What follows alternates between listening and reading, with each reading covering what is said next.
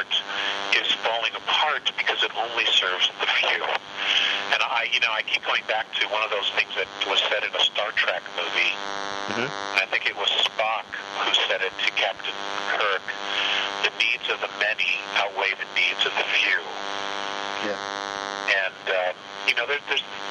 that's an incredibly wise perspective. And that is extremely relevant to what's going on today. Yes. The needs of the many do outweigh the needs of the few.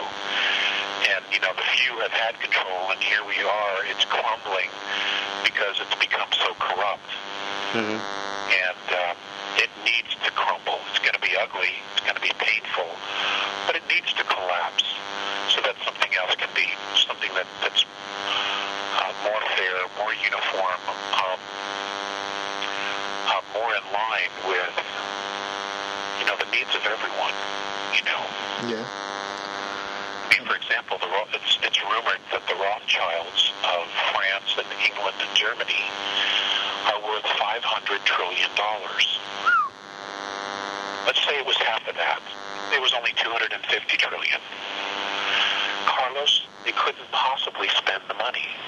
No. There's nothing that they could spend it on to buy. So why not just free everyone's debt and let us start over? Yes. Why not do something like that? Or donate all the money to curing cancer and hunger, or creating free energy, something that would help everyone. And it's a testament that they do nothing like that, even though they can't possibly spend the money on anything, to not want to do it. So that's a testament that they're upside down. It's not us, it's them. Yeah. They have to go and hoard that kind of wealth and continue to want to hoard it and have absolutely nothing to spend it on. Yes. That would be in some places, in some psychologist's office called a psychosis. Yeah. So it's nuts. It's just nuts. So anyway, I do have the list of questions. Are you recording this? Yeah. Okay. Actually, yes. I do have your list of questions here that you sent Audra. And we will go down through all of them. The only question I am not going to touch specifically is number 4. Number 4. Okay, let me check. And I'll kind of tell you why, and let's just address it up front.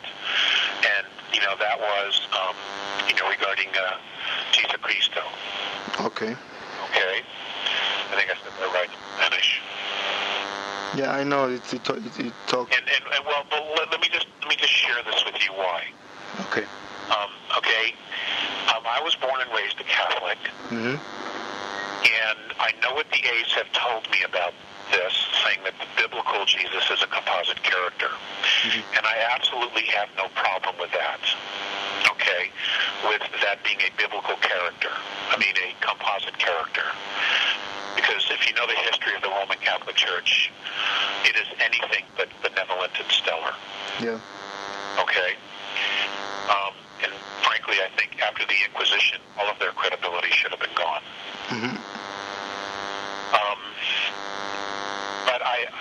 But the reason I don't necessarily want to address it specifically is because I myself have some confusion on the subject. Okay. And the reason that I have some confusion is the painting of Our Lady of Guadalupe. Okay, no one can figure out how it was made. You know that, right? Yeah, sure. Okay. And there's no problem. Okay. It's fine. And also there's the Shroud of Turin. I have the enormous amount of questions regarding the Shroud of Turin. So I don't know. And also, for 1,500 years, the story of the Knights of the Templar and the Holy Grail, and Jesus being married and having offspring, I myself don't have any trouble with that story. Okay. Although I have been given pieces to it that are far different than what the church has been trying to sell everybody. But again, I don't necessarily trust the Catholic Church. To me, it's a government.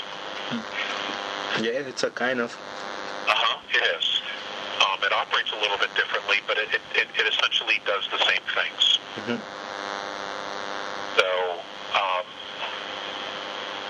So I have some questions about it.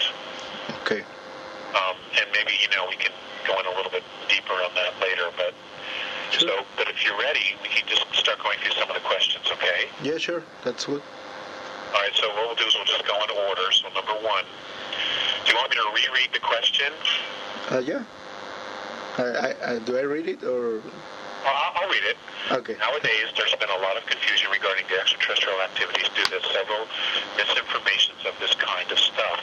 Some people say that the Anunnakis are evil entities, and others say that they are some kind of benevolent teachers, as we can see on different ancient mythologies around the world, such as Mayans, Egyptians, Hindus, and others that talk about higher spiritual entities who teached them to grow technologically and develop a knowledge even more advanced than a lot of current scientific theories and methods. Do the Andromedans tell something to you regarding the Anunnakis? My response to that question is yes, and we'll discuss it.